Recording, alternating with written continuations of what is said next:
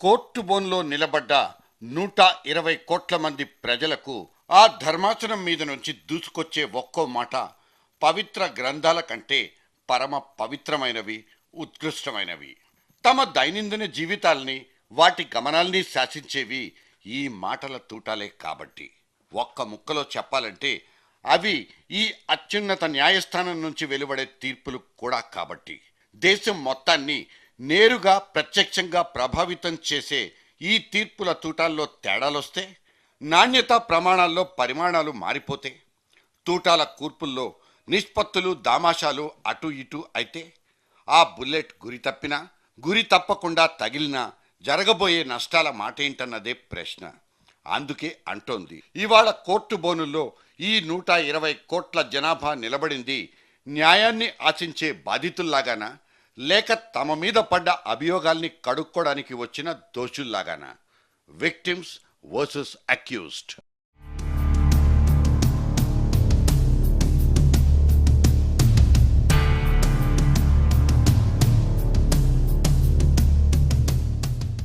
ఇది అన్యాయం, అధర్మం అంటూ అత్యున్నత న్యాయస్థానమైన సుప్రీంకోర్టు బల్లగుద్ది మరీ చెప్పింది.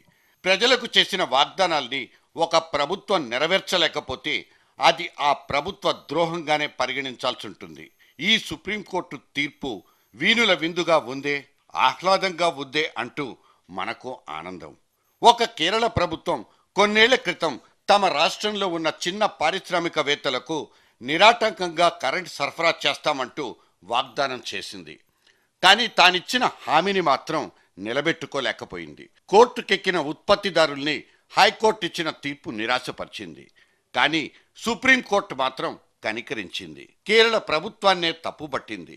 ఖచ్చితంగా ఇదా ప్రభుత్వం పాల్పడ్డ అనైతిక పనేనంటూ విస్పష్టంగా పేర్కొంది సుప్రీం బెంచ్. 1990లో ఉన్న ప్రభుత్వం ఆ సంవత్సరం మే 21వ తేదీన జారీ చేసిన ఒక నోటిఫికేషన్లో కొన్ని పారిశ్రామిక సంస్థలకు నిరంతరాయంగా విద్యుత్ సరఫరా చేస్తామంటూ హామీ ఇచ్చింది. అయితే సదరు హామీని మాత్రం నిలబెట్టుకోలేకపోయింది. వాస్తవ పరిస్థితుల్ని బేరీజు వేసుకోకుండా అనాలోచితంగా తీసుకున్న ఈ నిర్ణయం ఖచ్చితంగా బేసబబే అవుతుందంటూ అత్యున్నత న్యాయస్థానం వ్యాఖ్యానించింది కూడా. ఇక్కడి వరకు తీర్పు సంతోషించదగింది, ఆహ్వానించదగింది. అయితే ఈ మధ్య ఇదే సుప్రీంకోర్టు ఇంకో సంచలన తీర్పు కూడా ఇచ్చింది. దాని ప్రకారం ఎన్నికల్లో రాజకీయ పార్టీలు ఉచిత వరాల పేరుతో చేసే వాగ్దానాల్ని తాము నియంత్రించలేమంటూ వ్యాఖ్యానించింది. జయలలిత పోయినసారి ఎన్నికల్లో ఇచ్చిన కొన్ని ఉచిత వరాలు అవినీతి వ్యవహారం కిందకే రావంటూ స్పష్టం చేసింది కూడా. ఎన్నికల మేనిఫెస్టోల్లో రాజకీయ పార్టీలు అటువంటి ఉచితాల్ని ప్రకటించడం ఏ చట్ట ప్రకారం నేరం కాదంటూ చెప్పింది. అంతేకాకుండా ఎన్నికల్లో గెలవడానికి రాజకీయ పార్టీలు ఇటువంటి ఉచిత వరాల్ని మేనిఫెస్టోల్లో ప్రకటించడాన్ని నియంత్రించడానికి కొన్ని మార్గదర్శక సూత్రాల్ని రూపొందించాలంటూ ఎన్నికల కమిషన్ని ఆదేశించింది. ఇది పరిస్థితి.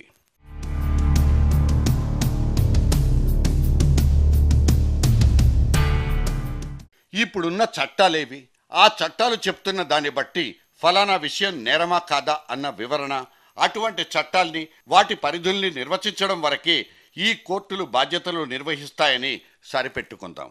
ఇవే రాజకీయ పార్టీలు తొండలు ముదిరి ఊతరవెల్లులైనట్టు రేపటి రోజున అధికారంలోకి వచ్చి తమ ప్రభుత్వాల్లో బరబరా సంతకాలు చేసేసి జారీ చేసి పారేసే జీవోలు అమలుకు నోచుకోకపోతే మాత్రం కొరడా దెబ్బలు తప్పవన్నది తాజా కోర్టు తీర్పు సారాంశం.